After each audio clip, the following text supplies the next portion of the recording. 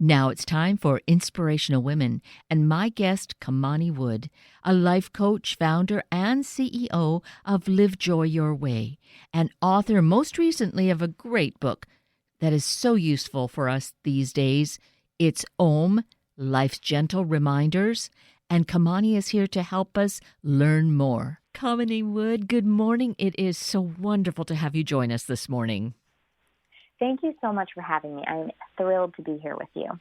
And I am thrilled. I don't know if it's equally, but I am definitely thrilled because I love your work. I love what you are doing.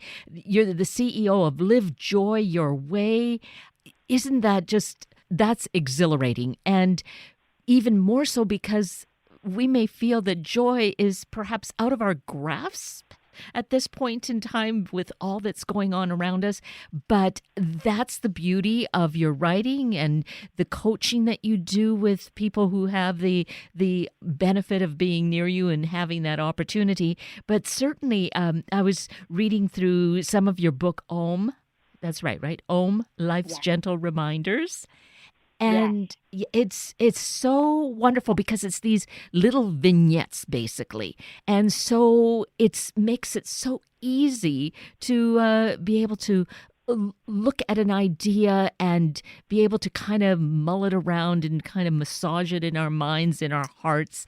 It's just such I love the way that you write, and it's so available to us to really see how we're living our lives. So I've really gone on way too long without giving you an opportunity to comment on that and about how life is these days.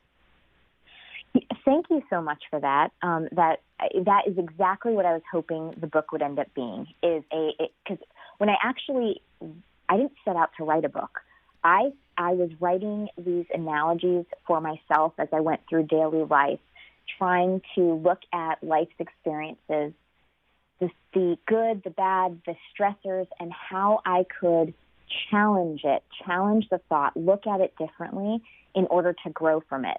And after I had been writing several of them, I realized, maybe I could publish this and people could pick it up and, read one at a time and just see how if we could face life and face our daily challenges that we're having in a way where we have that flexible thinking, the ability to challenge how we're seeing things and turn it into a learning experience, we're able to better meet life's ups and downs, because life does throw us these ups and downs, which is exactly what we've been facing in 2020. I mean, it seems like one curveball after the other. Indeed, more than I think any time in recent history. That's what we're experiencing. Yes, it feels like as soon as we might have a handle on the new normal, and I'm going to put that in air quotes, yes, another curveball comes at us. And so it's really this time, I think, in history where we're going to look back and say, wow, okay, those were moments that asked us to rise up, to redefine what our normal is, to redefine how we see ourselves, how we find joy, how we meet challenges. It's an era of really figuring out what works for us instead of consistently staying in the old status quo or in the ways that we have been showing up for years. Because we need to acknowledge that the status quo was not a great place to be in. It was not a sustainable place, nor was it really something that was definitely supporting us and bringing out the best in each of us.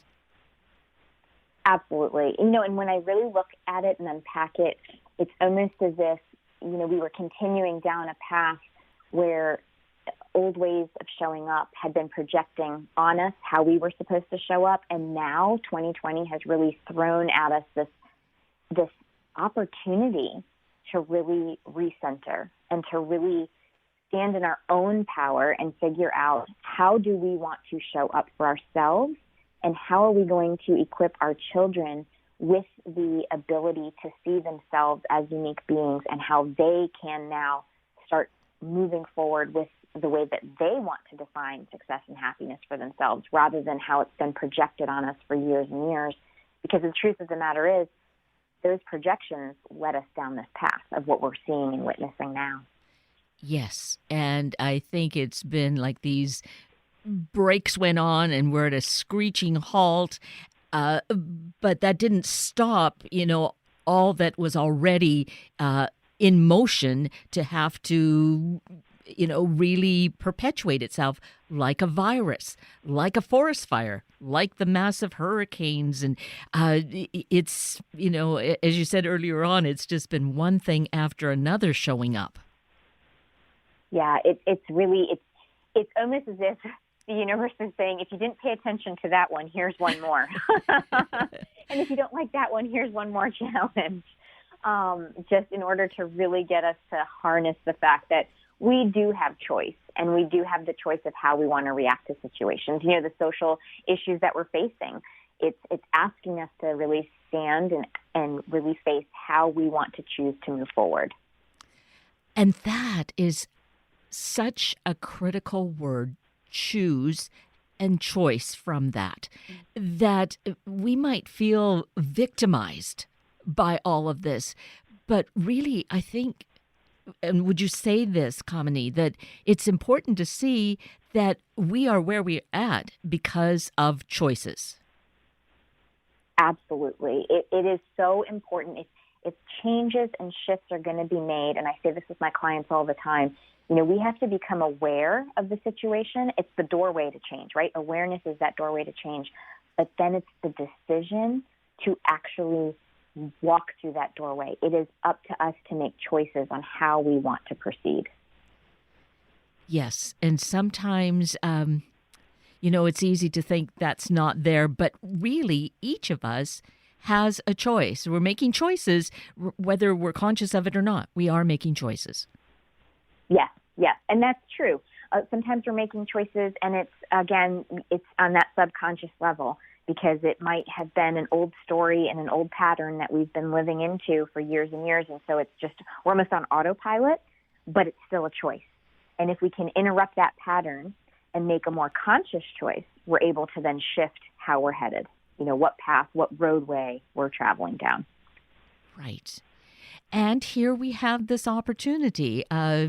It's been going on for many more months than I ever imagined would be the case when the quarantine situation started back in March. I naively thought, we'll be away from work maybe a couple of weeks. Well, 6 months, and we haven't gone back into the building.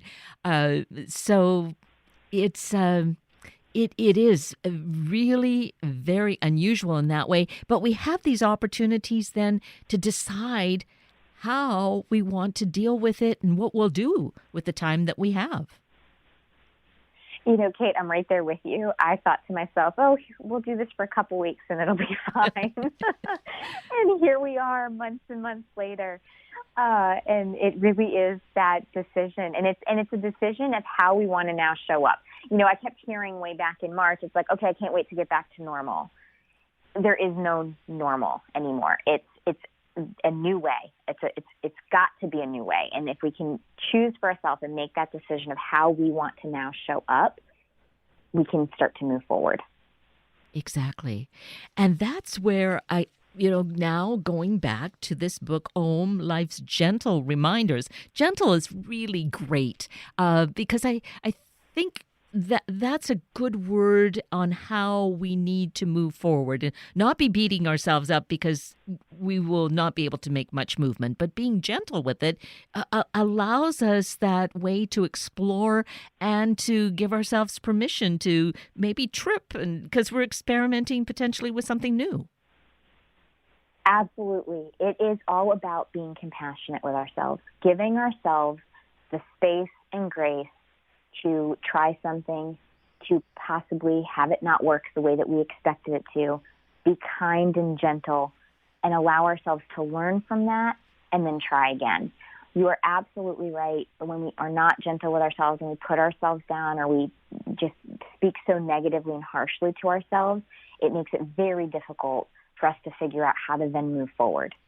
And it's the crux of being able to make these shifts really lies with this concept of self-compassion. Kristen Neff talks about it all the time, but it's so vital in order to be able to move forward. And especially with COVID and all of the uncertainty that has been hitting us day after day, being compassionate to ourselves and being able to be gentle with ourselves and reminding ourselves we are just we're spiritual beings having a human experience, and we're showing up and doing the best we can on a daily basis with the information we have. We're able to then figure out, okay, what's the next step forward? That didn't necessarily work for me. Let me try it this way instead. Right. And so this may feel like a new concept, self-compassion. Oh my goodness, I'm really going to allow myself that. I mean, do I do it to myself? I can be maybe compassionate to others, but would that be true, Kamini? Can we be compassionate for others if we're not for ourselves? You know, Kate, it's really interesting. People have such an easy time being compassionate to others and being kind to others and speaking gently to other people, and they have much more difficult time giving themselves that same respect. But the truth of the matter is, if we don't fill ourselves up, eventually we end up running on empty, and we don't have much left to give anybody else. And I've heard so many people tell me, well, Kamini, you know, it sounds selfish. It sounds selfish to be compassionate to yourself or to think about yourself. And the truth of the matter is if we don't fill ourselves up, we really can't be there for the other people. So it's actually the opposite of selfish. If we want to be there to support those that we love, we have to make sure that we're actually able to. And the way that we're able to do that is to make sure that we're taking care of ourselves and that we are learning how to be kinder to ourselves. Because when we beat ourselves down, how can we possibly show up fully and completely for those that we love? Exactly. And, what is beautiful here is that having a sense of this insight and awareness, I think that we can really nourish ourselves a lot in that way with the reading of your material. You have other books as well, but Om Life's Gentle Reminders is the one that was in my hands. And as I've said, I love it because it's just really having these little vignettes along with a quote. I think quotes also are so powerful. It gives us a chance to apply it to ourselves and really see what we might be able to do differently. You give us the questions in that as to how might I show up now? Yes, each little vignette and I end it with a question, a powerful question to the reader that simply challenges the reader to ask themselves, could I look at this differently? If I am facing, a certain challenge in life, is there another way to view it? And the reason why is because when we're trying to raise our resiliency, we have to invoke this idea of flexible thinking. And what I mean by that is, it's so easy to face an adverse situation and end up with that what I lovingly call the monkey mind, but it's that negative thought spiral of I don't know how to think my way out of this. I can't figure it out. And what flexible thinking allows us to do is it gives us that space to just challenge the thought and ask ourselves, is there another way that I can view this? Is there another way that I can think about this? And when we do that and we slow down and challenge the thoughts that we're having, it does raise our resiliency factor, and we are able to become more creative with how we're dealing with that adverse situation. And what's beautiful about this, which has always been the case, there's no magic pill. There's no one saying, well, do this, because the answers are within us for each of us. No one can tell us what is right. We need to know that for ourselves, and we do know it. Absolutely. And I think what happens is when life does get difficult, we just really want to make it. And I've said this before myself. It's, oh my gosh, I wish somebody could just tell me how to do this or what the right answer is. And it's so important to recognize that it has to come from the inside out. When we live to those external expectations or external validations, and we're trying to source from outside of ourselves, it's never authentic. And so it's very difficult to really face these adverse situations if we're looking outside of ourselves. we have to go within. We have to learn how to trust ourselves. And a lot of us have forgotten how to trust ourselves. We've taken on these false centers and these false identities of, I'm not good enough, or I'm invaluable, or I'm invisible. My voice doesn't matter. And it's really important to go back within, to really stop outsourcing your self-worth and find that voice within, and from within being able to figure out how we want to face the challenge that's in front of us. And in saying that, are you letting us know that beating ourselves up for those sorts of things and that kind of negative self-talk is just pushing us back? 100%, yes. Every time we beat ourselves up and we talk to ourselves negatively, we have those automatic negative thoughts, it pushes us back down. I mean, when we think about it, would we really want to speak to our children that way, or a loved one that way? No. When our child is having a challenge, we try to, give them positive affirmation and positive feedback to try to build their confidence and help them go back within and realize that they are powerful just as they are, and that way they can face the challenge that's in front of us. We're the same way. When we beat ourselves down with those negative thoughts or that negative self-talk, we're just pushing ourselves down, and how can we expect to then be able to rise up and meet what challenges in front of us? I know that I personally, I'm a perfectionist, I admit it, and I've had to learn how to manage my perfectionism. And when the whole COVID thing hit and we had to start virtual school at home, the old pattern wanted to show up of, okay, I got to get this right. And I had to self-talk, and I had to reset that and recognize that this is a new challenge. I'm going to try it in a certain way on each day. And what works, great, we'll continue with it. And if it doesn't work the way that I expected, we can shift it. It's giving yourself permission to shift when things aren't working the way that you want them to, or you're not happy with them. It's okay to shift and be able to change how you're approaching a situation. Maybe regard ourselves sort of as in an experiment, and we're just trying out different things and seeing what fits. Oh, I love that. I also really, the quote that I really love is the one that says, life is a journey through us and for us. It's not happening to us. And if we can anchor into that thought, it's recognizing that everything is happening for us. And we're on this journey. And as it unfolds, we're learning things. And as we acquire that knowledge, we can continue to apply it and move forward.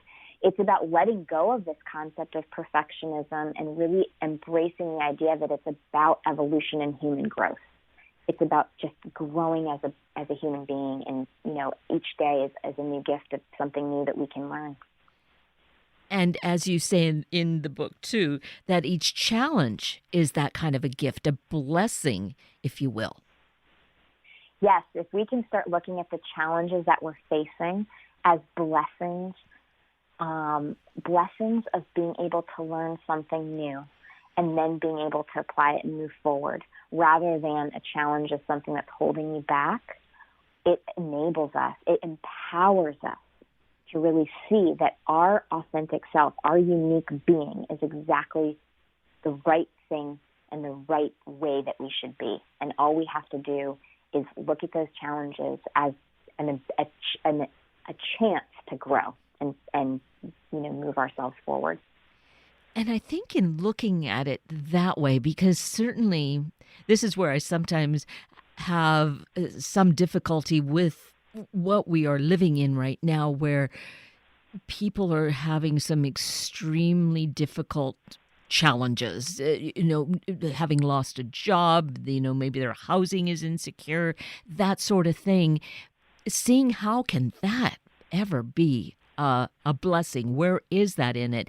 But I wonder if part of it isn't needing to kind of reach out and communicate, and for those of us who are able to support and be there, to work in harmony together, that we are in this together. It's not like, oh, well, that's their problem. It's all of our problem. Yes, I think this is calling on us, on all of us as a collective, to recognize that we are we are in this together. We're the human race. We are here as one. How can we support each other? And, honestly, that's part of the concept of self-compassion. It's about recognizing that we're not isolated. We are part of the common humanity. And so it calls on us as we're facing challenges to reach out, to allow ourselves to receive the support. And then as a community, those of us who are fortunate or in a position to be supportive and to help, we can step up and we can help those that are struggling right now or who are challenged. And as a collective, raise each other up. That is such an incredible message. It's invaluable to hear that and for us to really integrate it and become that. And because I would wager that is that's the big lesson we have at our hands right now to learn.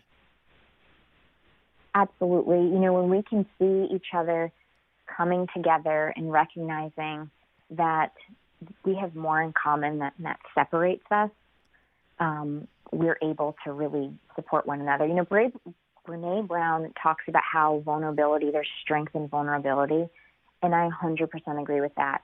When we can be vulnerable and see where our growth, where we could grow, where we could use support, and we're able to identify it and then communicate it, and then as individuals step up and support one another, that's how we're going to move forward.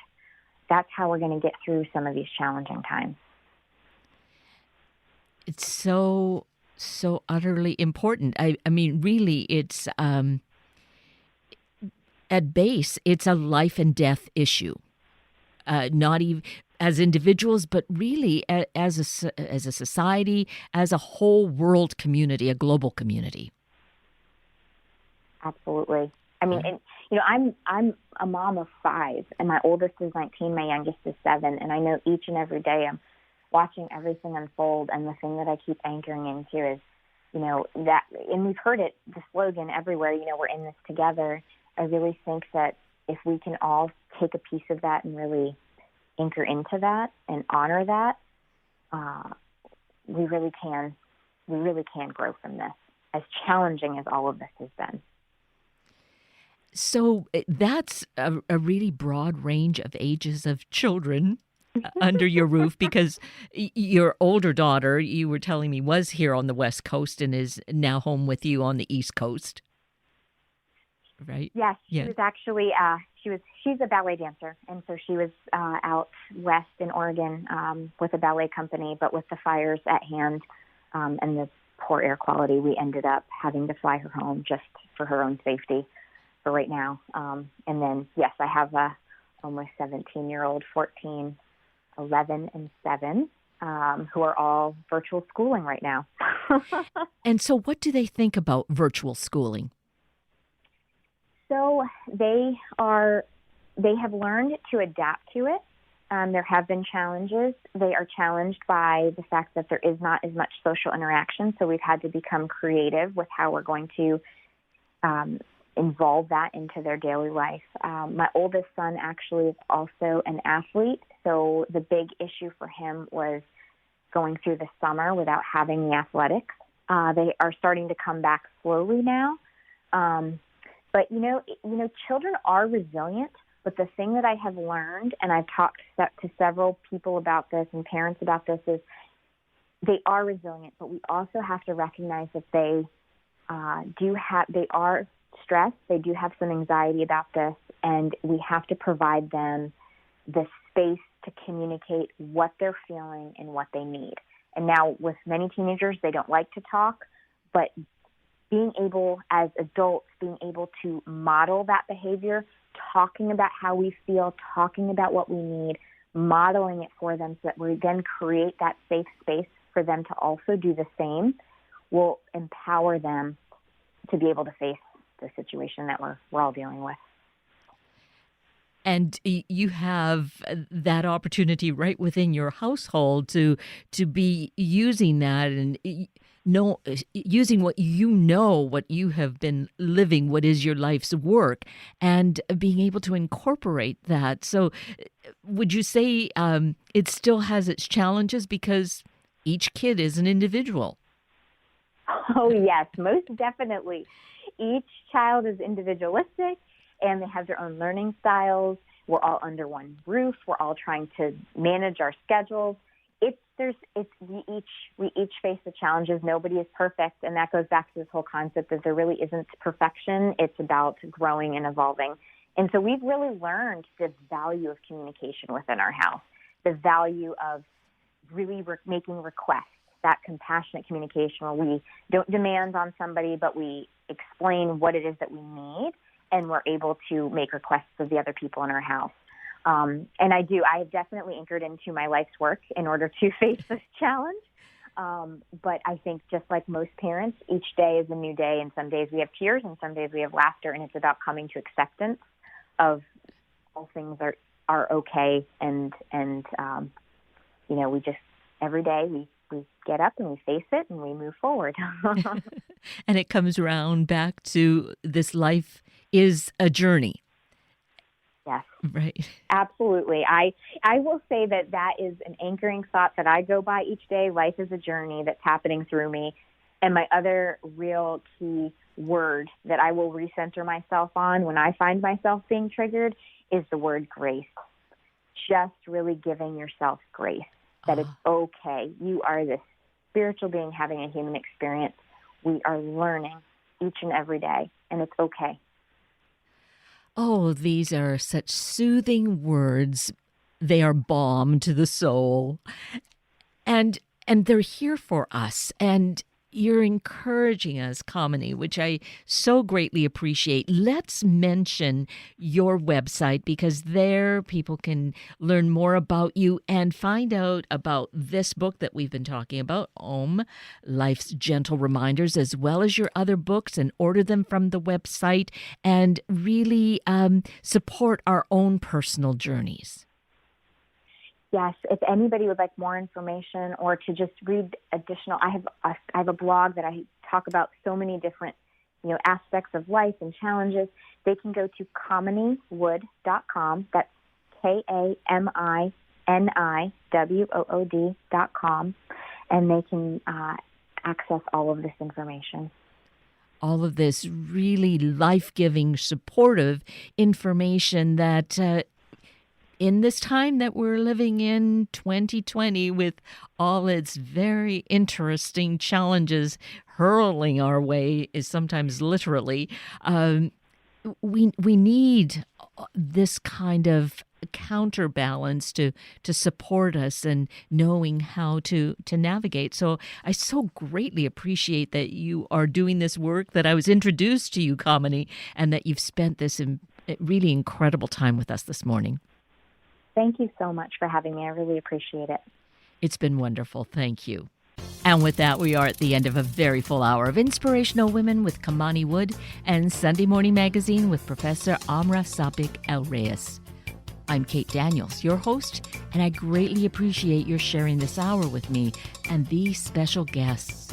For details you might have missed or information you'd like to know, please just send me an email, kated@warm1069.com, and I will get right back to you. Also, if you'd like to listen again or share these important stories with your family and friends, find the podcast on our Warm 1069 webpage. Click on the podcast tab, then look for the show and guest names.